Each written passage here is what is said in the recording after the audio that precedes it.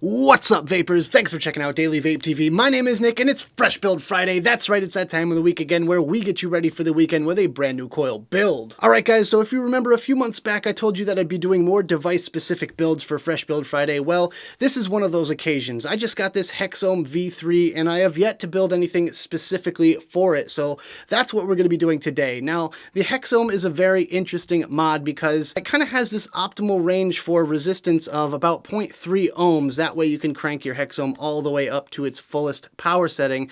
And actually there's a whole chart that goes along with it, which I'll put up on screen for you guys right here. I mean, you can fire it at 0.1 ohms, but you're only going to be able to use it at about 10%, and it will still hit pretty darn good. But I feel like the best possible power setting for this thing here is right around the 0.3 ohms of resistance mark. So that's kind of our target goal for today. And we're doing my favorite build of all time, which is the Fuse Clapton. So get ready, grab your tools, your mod, your wick, your adder, your wire, all that good stuff. Let's go down to the close-up view and build it up. Alright guys, so today we are going to be using some 26 gauge Kanthal A1 from Lightning Vapes, as well as some 36 gauge Nichrome 80 from Lightning Vapes as well. I feel like we can bring up the resistance a little bit with that Kanthal, and that's kind of the name of the game with this one here. Really don't want anything too crazy low resistance. I'm shooting for right around 0.3 ohms. So I'm also going to be doing these in two separate sections today. So I'm going to take about a foot or so of Kanthal and straighten it out first and foremost, and then we're going to start our Fuse Claptons.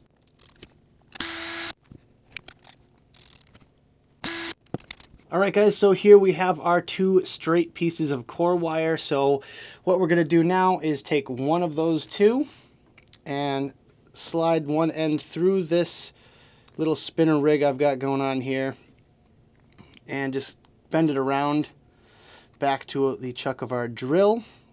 And I usually do a little bit of a 90-degree bend just like that for some tension when it's inside the chuck. So little trick, you know, I've been using that for quite some time and it definitely helps. So for the time being, we're going to leave it loose and we're just going to put it in the chuck of the drill. So tighten that down all the way, and then we're going to get out any slack. So just kind of run your fingers along like that, and you can pinch it at the very end if you so wish. You don't have to do this part, but it kind of gives you the most amount of space to work with when it comes to fusing them up with the outer wires. So there we go. That is going to be one of our two coils. So now the next step is actually fusing this stuff together with this 36 gauge. Once again, you guys should be pretty much used to this by now, I figure. This is my go-to standard build whenever I'm testing out devices or hardware. So yeah, that's kind of why I chose this one. Kind of a good baseline standard. Anyways, it's that easy. All you do is just slide that outer wire into the chuck of the drill through the little teeth. There should be enough room to slide that little tiny piece of 36 gauge in there. And then I wrap it around one of the little legs here that is sticking out on the side. That way you have good solid tension all the way through, and it also doesn't bind up or anything like that. Anyways, let's go ahead and fuse this stuff up.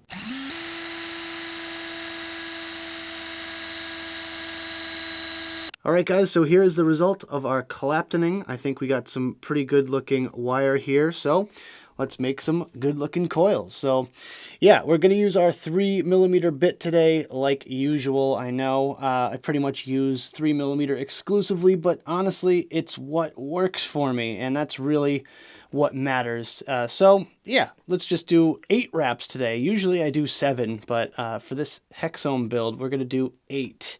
And just trying to bring the resistance up ever so slightly. So that's 4, 5, and you want to pull tight the whole time you're wrapping. 6, 7, and one more will make 8. Alright, bring it right back around to where you started from, just like that there. And actually I got a question whether or not I do an 8 wrap and then just leave it at that, or I would do a 9 wrap and then unwrap a single one from the beginning. I used to unwrap the first one. I don't anymore. Just kind of, I don't know, I kind of grew out of that stage, I guess. I think I can do it well enough now where I don't need that extra wrap for tension. So that's our first coil. Let's go ahead and wrap another one.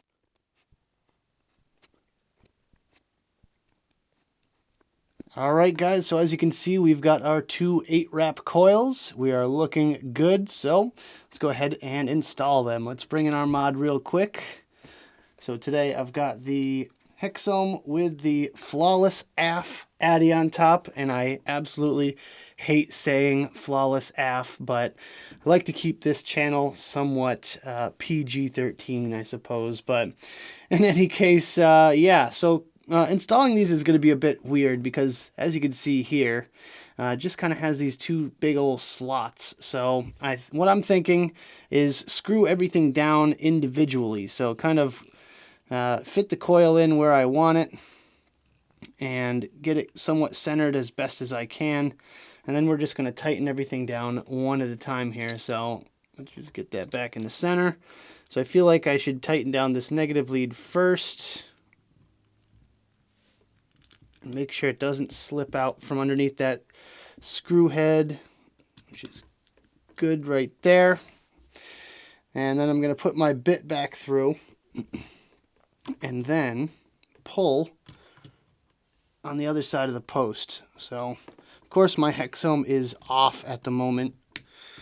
I would definitely not want to build on it if it were on for safety reasons. So one good thing about the HexOhm V3s is they have that safety feature built in. So now you can turn it off as you build on it, which is kind of cool. Alright, so that looks like one coil's decently installed there.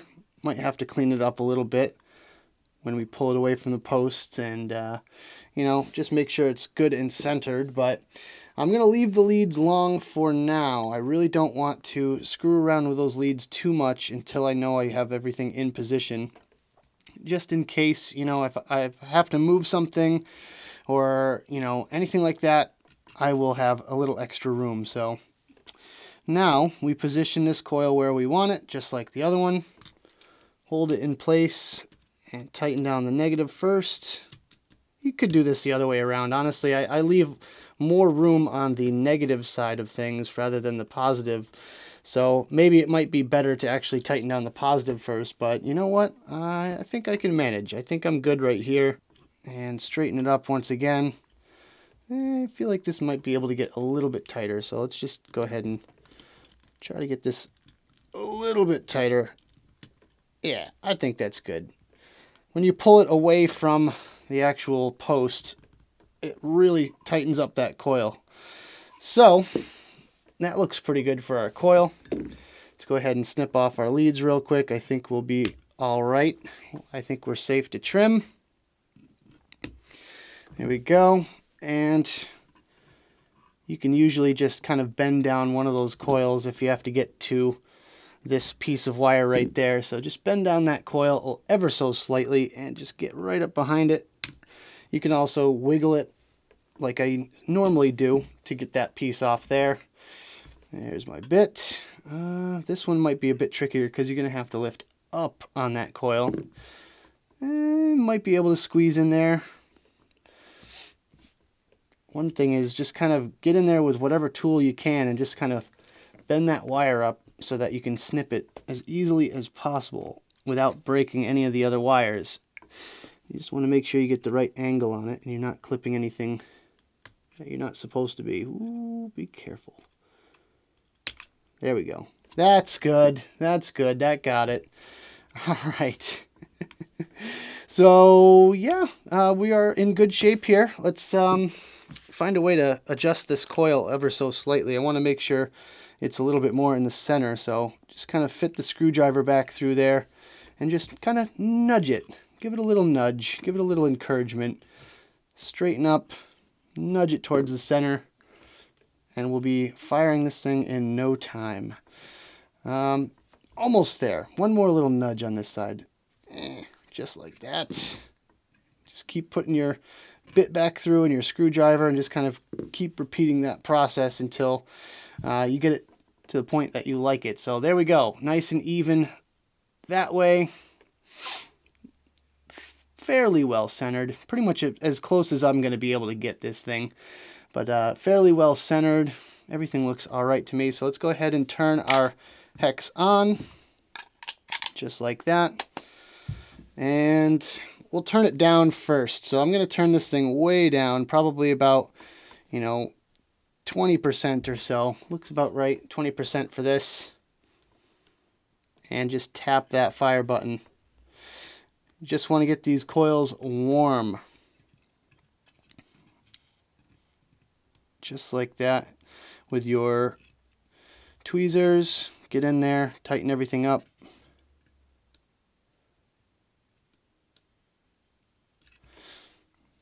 Pretty good, pretty good. Once they're warm, you want to just kind of straighten them out. Just be very careful because you want to let them cool down a little bit before you start wrenching on them so you don't burn yourself. And don't forget to double check your screws. Always, always, always double check your screws. I think they are as tight as humanly possible. And if you kind of push it in a particular direction, the coil tends to follow. So if you want it a little bit more centered, then just kind of push with your tweezers as you're pinching.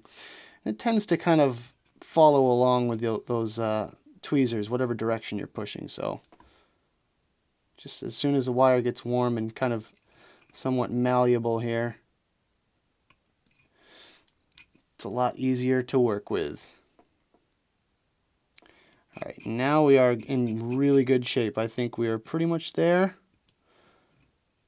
Just going to hit it with a little bit more voltage, a little bit more power here. So let's turn this thing up to about 50%. Right there. Oh, that's looking good. We're glowing pretty good here. Just want to kind of straighten this coil out ever so slightly, and I think we'll be good. Yep.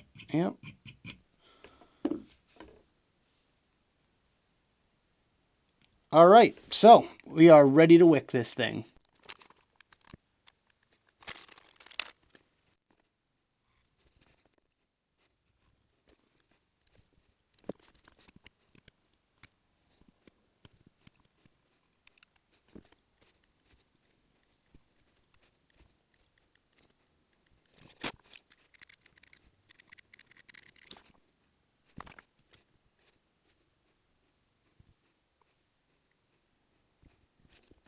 All right, boys and girls, it's time to see what this thing is made of. We've got it about 90% power right now, and let's fire it up. Whoa, got some sparklers going on. Yeah, looks good to me, and there's absolutely nothing special about this wicking job whatsoever. Just kind of get your normal amount of cotton in there, tuck it in, juice it up, and you're ready to go. So, with all of that, let's go back to the main screen, have a quick vape on this thing, and we'll talk about it some more. Alright guys, I hope you enjoyed the build section of the video. Now let's talk about the coils that we just put in our flawless AF RDA. And yeah, I put this thing on another device that's regulated with an ohms reader, and it came out to 0.29, which is pretty darn close to spot on where I wanted this thing to be. And I feel like there's really no better way to do it without adding an extra wrap or changing what type of wire I use. So yeah, I'm pretty proud of myself for this one here. I set a goal and I kind of achieved that goal. So there's that. Anyways, let's get on to the categories. Our first category today, which is the heat. The heat on this one is a little bit warm at 100%. I'm about 95% right now, and it is a bit warm. I could definitely dial this one back a little bit. But I feel like it also has to do with the coil positioning as well. The coils are pressed pretty much right up against that airflow section, so it's almost kind of blocking it in a certain sense.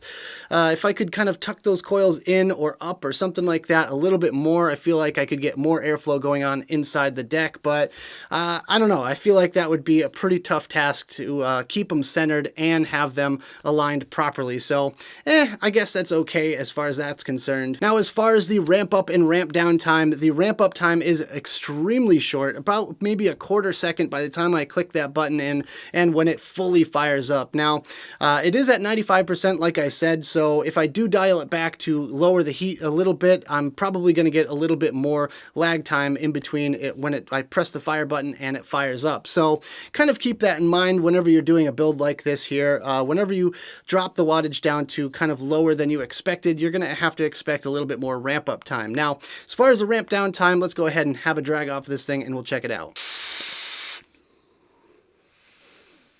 Alright, so ramp down time really isn't as much of a factor as I thought it was going to be. I was kind of expecting a 5 to 6 second ramp down time when in actuality it's about 2 to 3 seconds at most. So yeah, it's just kind of one of those things where the heat level is pretty high, so I figured the ramp down time would be high as well.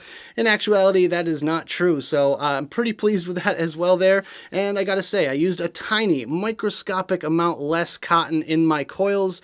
A few of you guys have said that I use too much cotton in my coils, and I don't know, I usually like a good amount and I like it to be pretty darn tight inside the coil, but I used a little tiny bit less. I shed off one extra little outer layer of cotton before I stuck it through the coil there, and it worked out well. So I gotta say, maybe I've got to start dialing back the amount of cotton that I'm using inside the coils. But in any case, moving on to my next category, which is the difficulty of this build.